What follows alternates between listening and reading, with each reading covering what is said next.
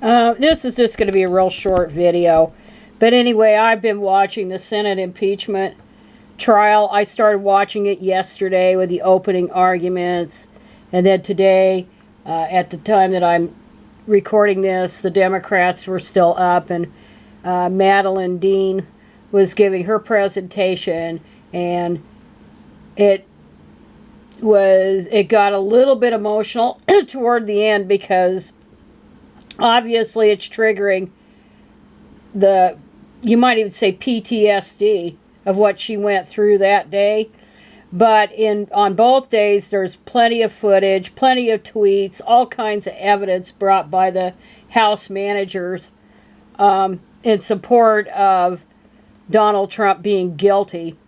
And yesterday, the two lawyers, I think his name, I don't even remember their names, the two attorneys that were there, they tried to present whatever. One of them argued that it's a free speech issue, and it has a chilling effect on free speech. And his intention wasn't to overthrow the country. And the other lawyer said, well, the impeachment trial's illegitimate because he's no longer in office. But of course it's all a bunch of horse shit because everything happened on Trump's watch. And he was impeached when he was still president. So of course it's legitimate.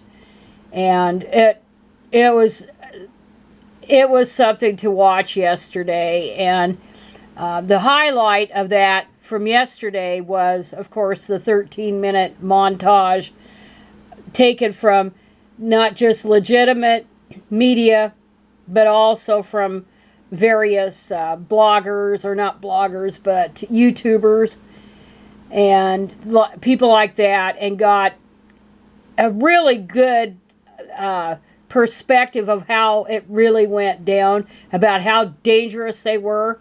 And it's not easy to watch because you see that one terrorist got shot and was shot dead, and then that Capitol officer was crushed to death and beaten to death. And that's on there. So just to give you a fair warning what's in it.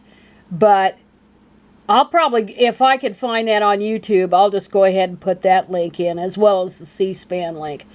But it's worth watching, and I'm very impressed with the House managers. Of course, yesterday, the vote was, I think, 56-44, or something like that, to continue the trial.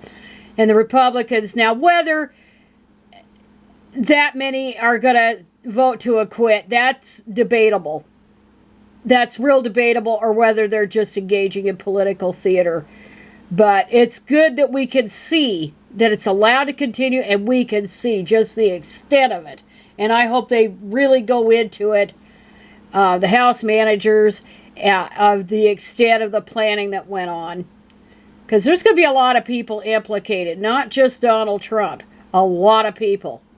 But he was a con man, like I said in another video.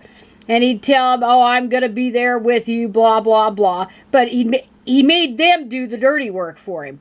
It's kind of like, it might be a bit grotesque to compare him to Charles Manson. Charles Manson never killed anybody. He never did. But he was at the scene of the crime, of both crimes. But he just told them, you go ahead and do it. And then he walked away. So he was still an accessory before and after the fact. So he was just as guilty as the ones who actually killed the LaBiancas and the Tate party. But yeah, he is a lot like Charles Manson. Some people have compared him to Jim Jones. That's apt too. But it tells you just how damn screwed up people are to believe in somebody that just appeals to their base beliefs. Debased beliefs, I should say.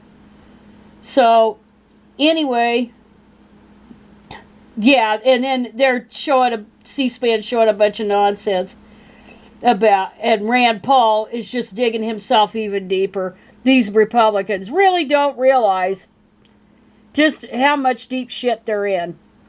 So that's all.